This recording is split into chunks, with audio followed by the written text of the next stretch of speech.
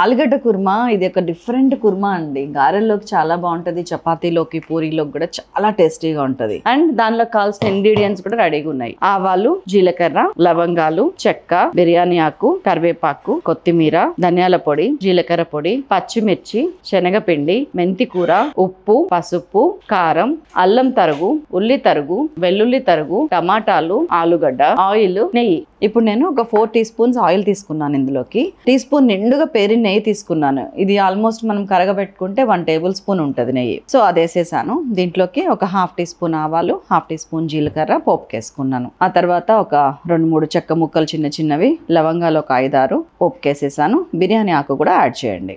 కొంచెం ఫ్రై అయిన తర్వాత అల్లం తురుము ఒక 1.5 టీ స్పూన్, వెల్లుల్లి ఒక 1.5 to 2 టీ స్పూన్స్, పచ్చిమిరపకాయలు కూడా ఒక 3-4 పచ్చిమిరపకాయలని చక్కగా తురుములాగా చేసుకుంటే ఇట్లా కర్రీలో మిక్స్ అయిపోద్ది అనమాట అంతా. మెంతికూర కూడా ఉంటే మంచిగా కొంచెం వేసుకోండి, ఒక 1/2 కట్ట, చాలా టేస్ట్ వస్తుందండి. ఇవన్నీ ఇట్లా ఫ్రై చేసుకుంటా. శనగపిండి ఒక 3 టీ స్పూన్స్ అది కూడా వేసేసి మంచిగా ఫ్రై చేయండి. శనగపిండి వేగినట్టు మనకి స్మెల్ వస్తుంది చూడండి.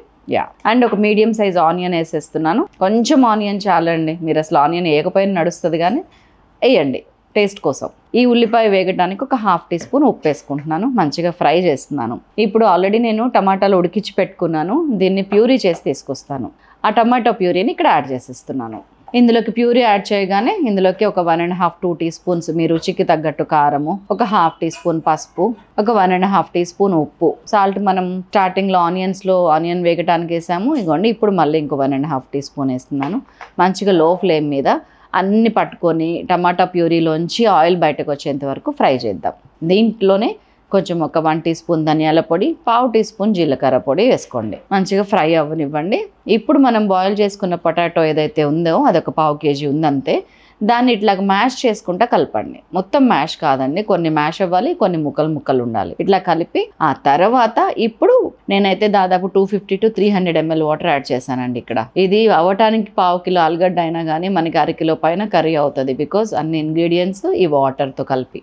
అంతేనండి, ఒక 2 minutes మళ్ళీ మగ్గనిచ్చామా, కొత్తిమీర వేసి దించేద్దాం. That's all. అదిరిపోయే ఆలుగడ్డ కుర్మా డిఫరెంట్గా టేస్టీగా రెడీ అయిపోయింది. కట్ చేస్తే ఇంత క్రిస్పీ గారెల్లోకి ఇంత టేస్టీ కుర్మా నంచుకొని మరొక అద్భుతమైన రెసిపీతో మిమ్మల్ని మళ్ళీ కలుస్తాను. అప్పటిదాకా ఫుడ్ ఎక్స్ప్రెస్లో అదిరేటి రుచుల కోసం వెయిట్ చేస్తూ ఉండండి.